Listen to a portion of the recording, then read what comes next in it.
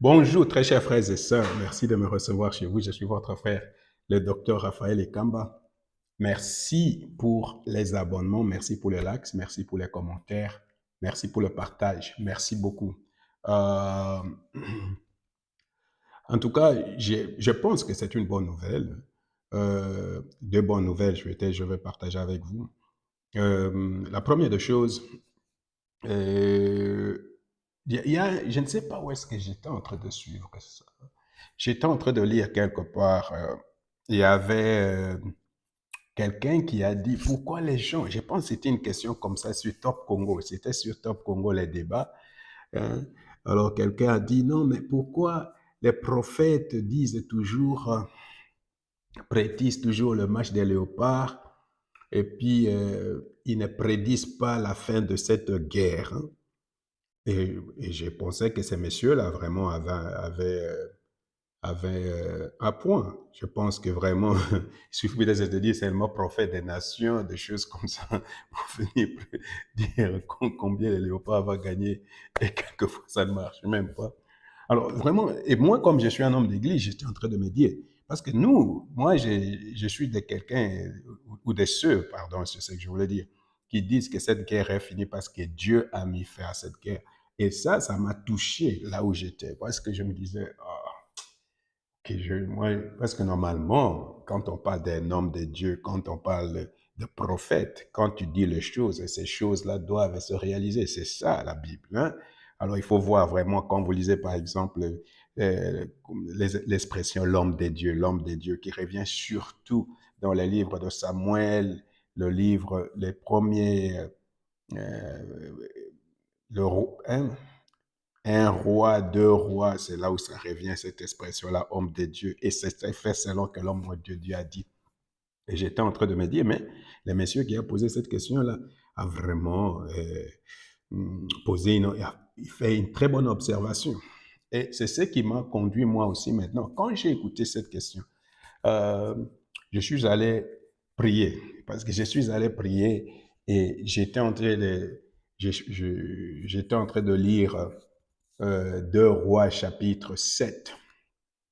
La Bible parle là-bas de, je ne sais pas, comme j'ai lu la Bible en anglais ou en allemand, Belagerung.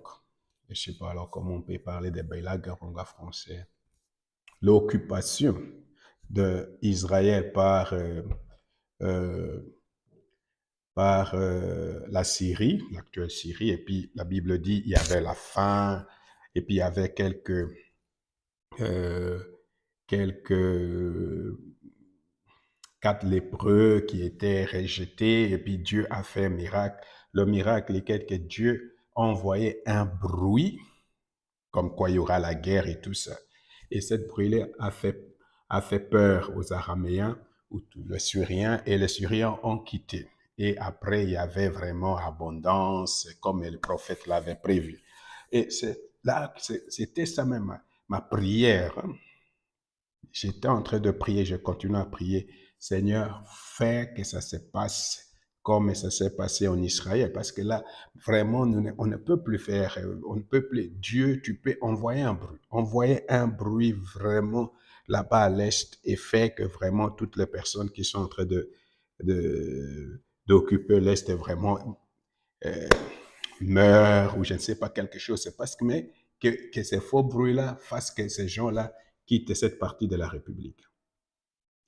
Alors, non pas seulement j'ai lu cette partie de la parole, j'ai lu aussi dans des Chroniques chapitre 20, la Bible dit qu'ils étaient en train de s'entretuer, des choses comme ça. Alors, vous voyez, très chers frères et sœurs, quelquefois, ces choses, il faut les amener aussi sur intérêt spirituel. Alors, si vous voulez vraiment prier, il faut lire des Rois chapitre 7. Il faut lire 2 Chroniques chapitre 20. Parce qu'on a besoin aussi d'accompagner les présidents de la République dans la prière. Quelquefois, beaucoup de batailles se gagnent dans la prière. Alors, et ça pour moi, c'est une bonne nouvelle parce que je crois que ce fardeau-là ne vient pas de nulle part. Ce fardeau-là vient de Dieu. Parce que c'est Dieu qui va finir cette guerre. Et pendant que j'étais en train de prier, je continuais à prier. J'ai lu quelque part qu'il y avait une réunion des chefs d'état-major, un réunion secret des deux chefs d'état-major, les chefs d'état-major de la République démocratique du Congo et les chefs d'état-major du Burundi, aussi avec Eric Prince. Alors, comme souvent les gens parlent d'Eric Prince et tout ça, j'ai pas voulu commenter là-dessus parce que je me disais, j'ai pas assez d'éléments. Au moins, je n'aime pas parler de choses quand je n'ai pas une certitude et j'ai pas assez d'éléments. Alors, ce matin, comme par hasard, et toujours dans ma posture de ne pas vouloir faire une émission ou quelque chose si je ne suis pas vraiment convaincu et si je n'ai pas assez d'éléments, j'étais en train pas juste à la fin parce que j'avais pas assez de temps. Je me suis dit non, je vais un peu chez Kalonji TV pour voir ce qu'il a fait parce que depuis qu'il a fait ça, je n'ai pas regardé, je ne savais pas ce qu'il avait dit, ne fût-ce que pour m'informer moi-même et tout ça. Et la première chose que j'attends, il était en train de dire qu'il y avait une réunion de sécurité où les chefs d'état-major de Burundi, il y avait aussi les chefs d'état-major de la République démocratique du Congo, M. Banza, euh, et il y avait aussi Eric Prince, et que lui, il ne veut pas vraiment tout dire ce qui s'était dit là-bas dans cette petite réunion. Il paraît que les Américains veulent absolument, parce que j'étais en train de vous dire que d'ici le 15, si le Rwandais ne quitte pas, d'ici ce 15 août, quelque chose doit se passer. Quelque chose doit se passer. Ok, du côté de l'ultimatum de ça, je reviens sur ça aussi. Hein. Du côté de cette, je vais revenir. Mais quelque chose au moins doit se passer, soit du côté de la République démocratique du Congo, soit du côté du Rwanda. Or, du côté du Rwanda, nous ne voyons, il n'y a aucun mouvement. Donc, au moins, la République démocratique du Congo devait faire quelque chose. Alors, c'est vraiment, c'est une coïncidence bizarre que pendant que nous étions en train de prier, je vous invite à prier. Pendant que nous étions en train de prier, il faut prier par rapport à ces deux textes que je venais de vous montrer là. Alors, et pendant ce temps, j'écoute Gustave Kalonji parler de cette réunion-là et je me dis, OK, je l'ai lu moi-même, mais maintenant que Gustave en parle, ça doit être tout au moins dans une certaine maison relativement sûr. Alors, je dis relativement sûr. Alors, et c'est comme ça que pendant qu'il était en train de dire cela, il dit, il ne veut pas révéler tout ce qui s'était dit dans cette réunion, mais on a levé l'option de targeter ou tout au moins de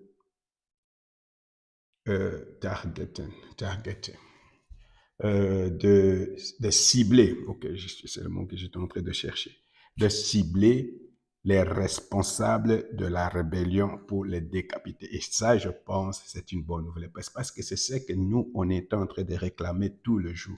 Comment expliquer que ces gens-là se déplacent partout à l'est là-bas aussi facilement? Les Nanga, les Bissimo, je les ai vus à Bukavu. Vraiment, s'il y a quelque chose qui m'énerve le plus, c'est de voir ces gens-là aussi librement aller se promener, les Bonimpa, les Nanga, les Bissimo, aller se promener aussi librement et aller réorganiser. Moi, je pense que ça, c'est la bonne nouvelle à mon sens. Si vraiment dans cette réunion-là, ils ont décidé de cibler autrement, de décapiter la rébellion, cette rébellion ne va pas faire long feu. Alors, et ça, c'est quelque chose que je trouve énormément une bonne nouvelle. Malheureusement, je ne sais pas s'il faut dire malheureusement ou heureusement, je ne sais pas, mais malheureusement, oh, c'est difficile parce que moi, je ne comprends pas que, par exemple, les gens comme le général Ndim ou le général Luboya, qui ont déjà fait leur preuve dans notre armée, leur loyauté dans notre armée, je ne comprends pas pourquoi ces gens-là ne sont pas nommés. Alors, quand j'étais en train de suivre Madame Chancellor Tchala News, il paraît que le chef d'état-major a nommé certains officiers, comme par exemple les fameux Gassita qui étaient là-bas dans l'Ouvira et beaucoup d'autres dans la région de Katanga, deuxième région militaire qui est dans les Katanga là-bas. Et là, vraiment, je ne sais pas. Pour moi, c'est ce sont des sentiments mitigés, mélangés. D'un côté, c'est que Kalonji a dit, me donne de l'espoir. De l'autre côté, ces nominations me donnent vraiment en même temps des espoirs. Parce que je me dis, mais comment expliquer que dans cette armée, on ne peut pas trouver des hommes qui soient loyaux, des hommes qui sont compétents et loyaux pour que vraiment qu'ils soient engagés, qui sont prêts à mourir pour ce pays, qui ont une certaine autorité, une certaine discipline, comme les Luboya ici, comme les Ndima ici. Et pourquoi on ne les nomme pas, mais on nomme toujours les gens comme les Kassita, les gens. Alors, je me pose la question, pourquoi ça se passe comme ça? Alors, vraiment des hommes patriotes, des hommes qui sont des patriotes, des hommes compétents, des hommes loyaux. Mais après 7 ans, 8 ans, on doit quand même déjà découvrir. On doit déjà connaître qui est loyal, qui ne l'est pas, et des choses comme ça. Alors, et ça, c'est quelque chose qui m'a un peu, qui a fait que j'ai eu un peu de doute par rapport à la bonne nouvelle que je venais de lire moi-même et de lire chez messieurs, d'écouter chez messieurs Kalonji TV. Alors, entre-temps, je ne sais pas, mais je l'ai déjà prédit, qu'il y a une division au sein de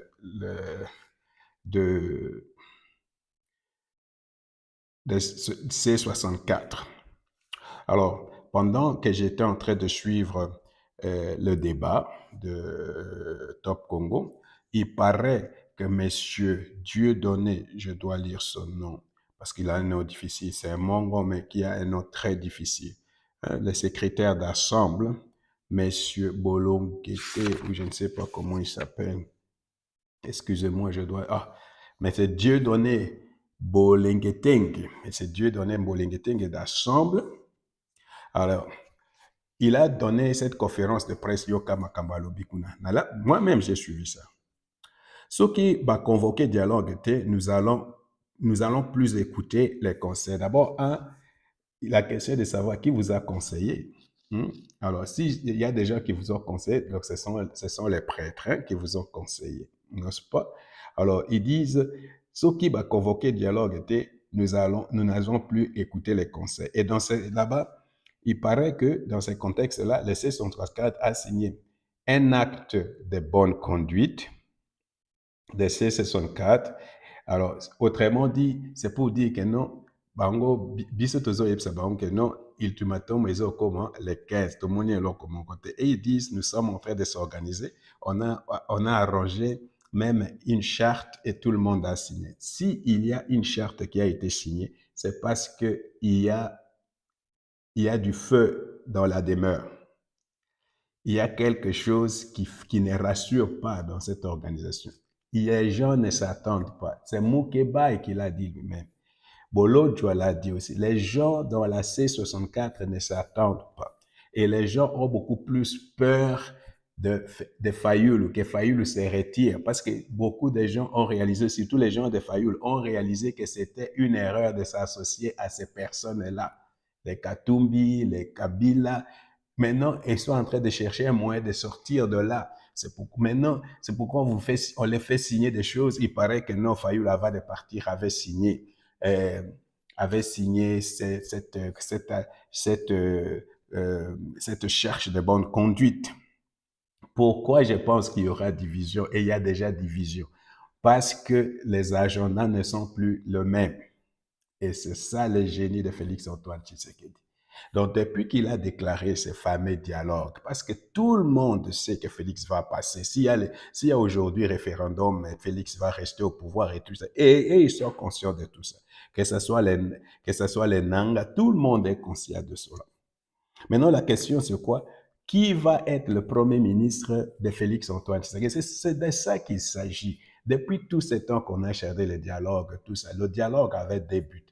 Donner une certaine légitimité à Fayoulou pour devenir Premier ministre et puis chercher à absoudre Kabila. Maintenant, d'un côté, le président est en train de bloquer l'histoire de Kabila et l'histoire des gens comme les Nanga, mais il est ouvert à travailler avec à Fayoulou et dans une certaine mesure avec les gens d'Assemblée pour la République.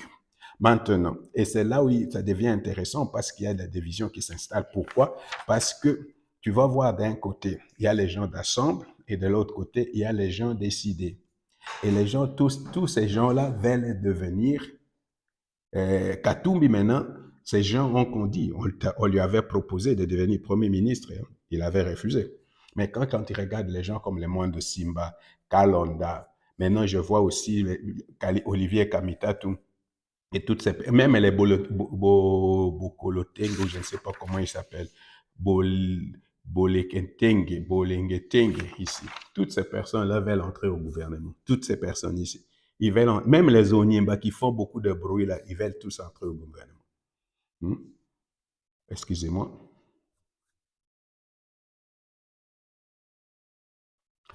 Ils veulent tout entrer au gouvernement. Alors, de l'autre côté, il y a les gens aussi décidés. Avec, j'ai vu ici par exemple, Fayulu, Davos Kitoko, les Presse Mpenge, eux aussi, ils veulent entrer au gouvernement. Ils veulent que Fayulu devienne Premier ministre. Maintenant, nous avons deux têtes. Donc, un serpent a deux têtes. On va voir maintenant qui va faire beaucoup plus de concessions. Et c'est là que cette histoire ici va exploser. C'est ce qui va faire exploser cette histoire ici, la quête du pouvoir.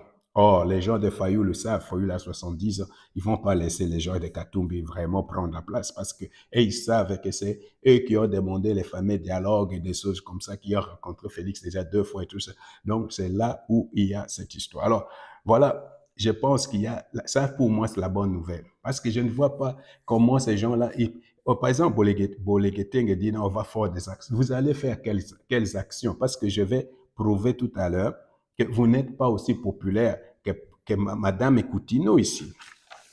La Madame Coutinho ici, qui a mobilisé plus que les gens de C64, assemble les jeunes gens plus que les gens de C64. On a vu, ils n'ont rien cassé. Ils n'ont rien cassé. Imaginez maintenant si on vous demande à toutes ces histoires-là, toute cette histoire de C60, de mobiliser comme Madame sans faire de violence, sans casser, sans détruire quelque chose, hein, sans attaquer la police. Faites seulement votre. Est-ce que vous pensez qu'il y aura beaucoup de gens qui vont sortir pour ça? Non, il n'y en a pas. Et c'est pour cette raison, tu vois les gens en train de partir, tout ça. Il n'y a rien. Alors, si moi j'étais le président, vraiment, je vais prendre le pari de les laisser organiser leurs actions. Je vais prendre ce pari-là, organiser vos actions. Quand vous serez prêts et vous serez fatigués, venez, on va parler. Hein, alors, on va voir ce que ça va donner. Alors, je ne sais pas, parce que j'ai vu aussi que la ministre avait vraiment mobilisé, la ministre Coutinho, ou même si j'ai vu que certaines images, c'était comme la répétition de ce que son père avait fait. Okay, je lui donne tout cela. J'ai vu la campagne Oui, je veux, oui, je le veux, j'ai vu ça. Alors, quand j'ai suivi un peu les discours et tout ça, je me suis dit, OK, on peut regarder, on peut ne pas accepter ce qu'il y a. C'est la jeunesse peut-être, ou peut-être les manques d'une certaine éducation. Alors, elle a dit là-bas, je suis venu pour dire hein, que, que, que cette jeunesse est prête pour le changement de la Constitution. Ok, je suis venu dire au président que cette jeunesse est prête pour le changement de la Constitution. Seulement, je pense qu'elle a parlé aussi de besoin de la jeunesse dans ce discours-là. Je ne sais pas s'il faut donner un conseil, mais on ne sait pas donner un conseil parce que tu sais, en Europe ou ailleurs, hein, on ne devient pas ministre de la jeunesse seulement comme ça. Tu dois avoir travaillé très longtemps. Soit tu as fait de recherche, soit tu étais dans les mouvements associatifs, soit donc tu dois avoir vraiment travaillé dans les domaines de la jeunesse et tu as même des projets ou des concepts et même des lois qu'il faut mettre en place et c'est comme ça qu'on te nomme ministre de la jeunesse. Pourquoi? Parce que dans beaucoup de partis, ils ont toujours des gens qui s'occupent de la jeunesse par exemple ici de la CDU, la jeunesse par exemple de SPD ou des partis sociaux. Donc il y a toujours ça. Alors, et non, et dans ces cas, on a un concept d'ensemble.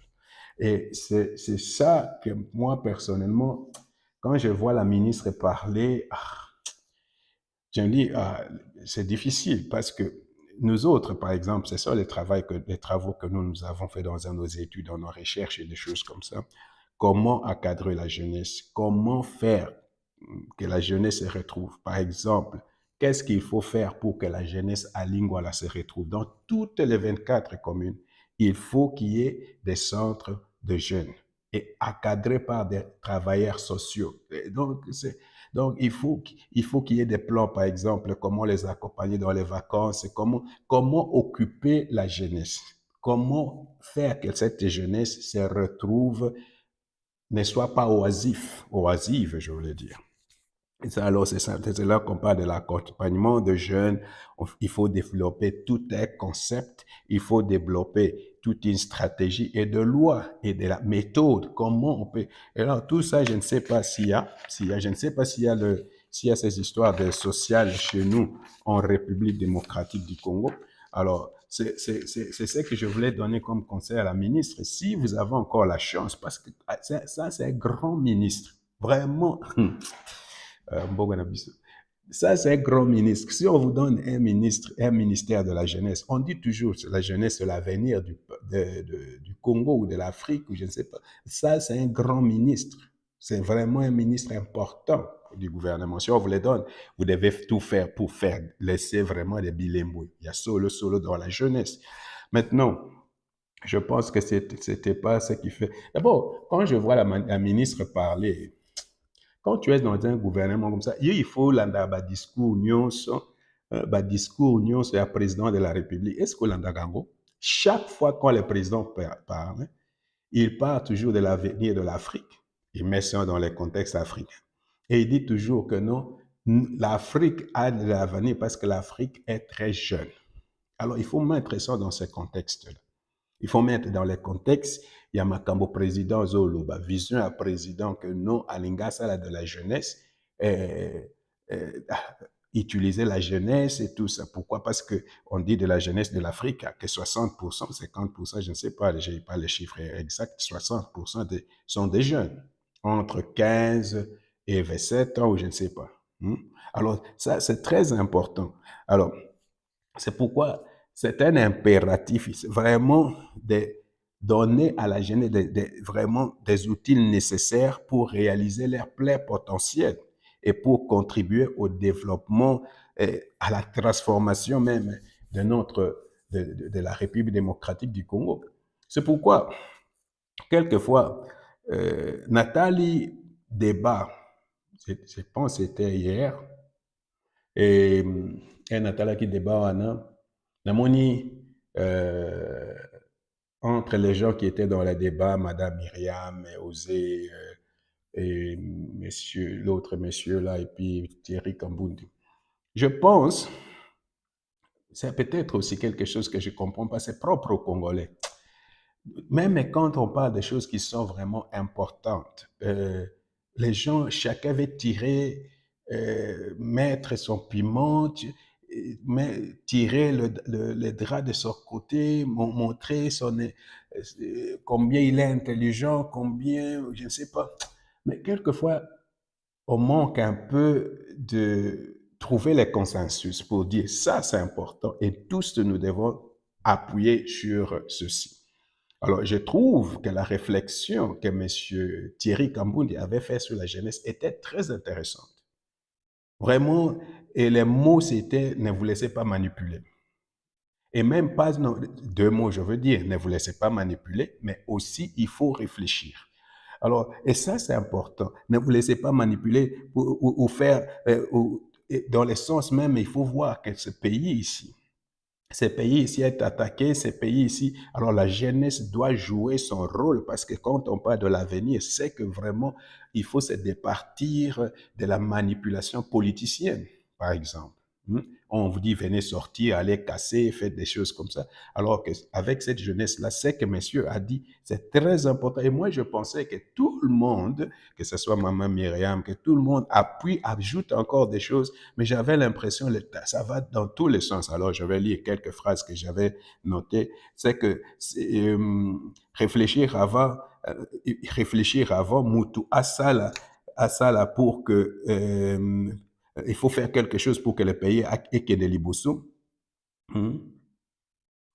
C'est nous qui sommes la force de ce pays, nous sommes l'avenir de ce pays. Alors, il faut réfléchir avant de poser des actes en âme et conscience par rapport à l'avenir de notre pays. Ne soyez pas manipulés.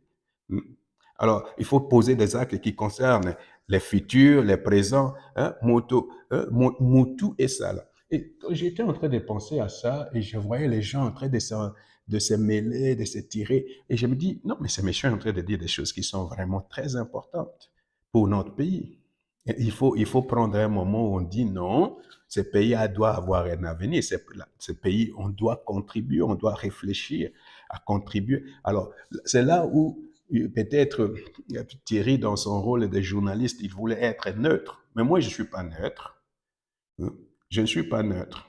Quand je parle de la jeunesse maintenant, la jeunesse, notre jeunesse maintenant, il faut être honnête. La jeunesse, depuis Mobutu jusqu'à ce jour d'aujourd'hui, surtout quand vous applaudissez les gens, moi, je ne peux plus applaudir quelqu'un, je n'ai pas le temps pour faire ça. J'ai quand même une vie. Et mes enfants déjà ont une vie. Mais non, jeunes, vous qui applaudissez les politiciens, surtout les politiciens de l'opposition, ils n'ont aucun projet pour les jeunes, je peux vous le dire. Kabila a été là-bas depuis 20 ans. Et ce qu'on parle de Koulouna ici, c'est les résultats de tout le temps que Kabila a été là. Moi, j'ai vécu au Nigeria, je connais les Koulouna. Ce sont des choses que nous, on a vécues au Nigeria, il n'y en avait pas au Congo. C'est même quand on parle de la ministre actuelle, les problèmes de Koulouna, il faut réunir les intellectuels, les sociologues,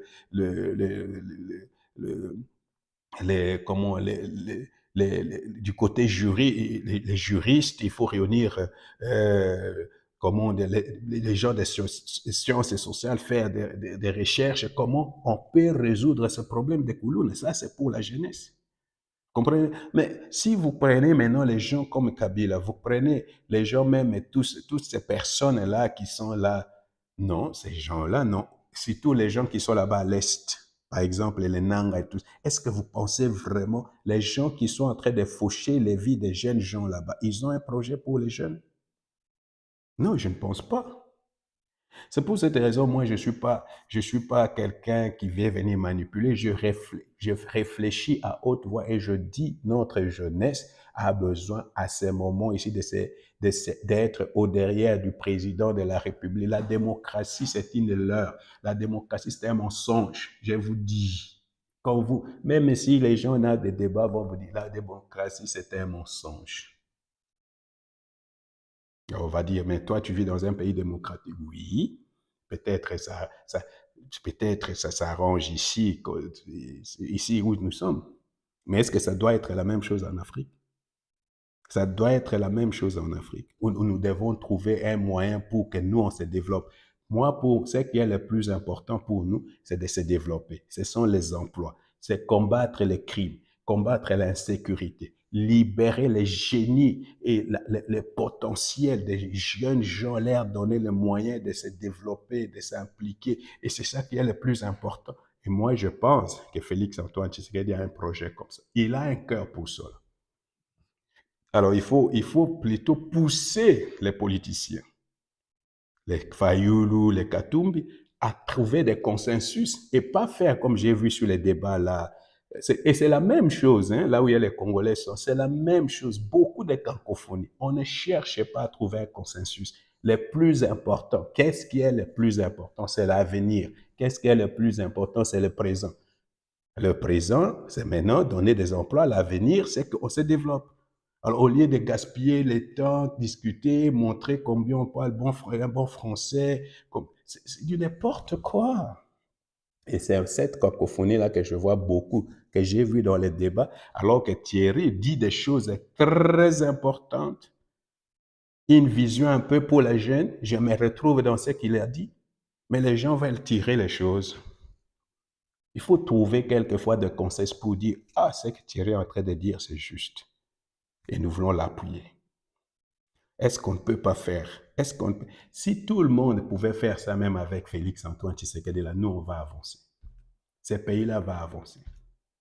Mais tout le monde veut devenir président. Tout le monde veut dire telle chose. Tout le monde veut devenir premier. Tout le monde. Et quand on les met là-bas, ils ne savent même pas ce qu'il faut faire. Alors que quelqu'un qui est là, il a une vision, il a une idée, il sait ce qu'il peut faire. Quelqu'un qui peut nous... Il a même de bonnes valeurs, mais on les combat, on les tire, on veut l'éliminer, on fait pour que Kabila rentre. Si Kabila rentre, s'il n'a pas eu une vision à 20 ans pour les jeunes, il va en avoir maintenant qu'il va rentrer au pouvoir. Ah. Moi, je ne comprends pas ces choses-là. Vous allez dans les partis politiques, vous prenez par exemple les Prince Epingue, là, vous les mettez avec moi comme ça. Moi, je connais quand je parle de ces choses-là, j'ai fait ces études-là, je sais de quoi je parle. Donc, moi, je peux avoir des solutions pour les problèmes des Koulouna, comme vous voyez là. Mais vous allez prendre les gens comme les Prince Epingue, là, vous les mettez. Dites-nous quel est votre concept pour la jeunesse. Oh, tu vas attendre les gens en train de dire, oh non, il faut qu'il y ait beaucoup plus de jeunes au pouvoir. Oh, il faut qu'il y ait... Non, ce n'est pas... Est-ce que c'est ça le plus important pour le jeune et les sports et les loisirs? Mais le plus important, il faut reconnaître les talents des jeunes et faire de façon que ces talents s'éclorent. C'est ça le plus important. Il faut libérer l'énergie. C'est ce qui est dans les jeunes, l'énergie. Mettre cette énergie au travail. Et c'est ce qui va nous appeler au développement. Alors, c'est pourquoi je dis, c'est que M. Thierry Kambundi a dit, c'était une très bonne réflexion et les gens des débats devaient l'appuyer. Et peut-être Madame la ministre devait écouter ce que Thierry a dit. C'est important, c'est très bien. Alors, très chers frères et sœurs, que le Seigneur vous bénisse.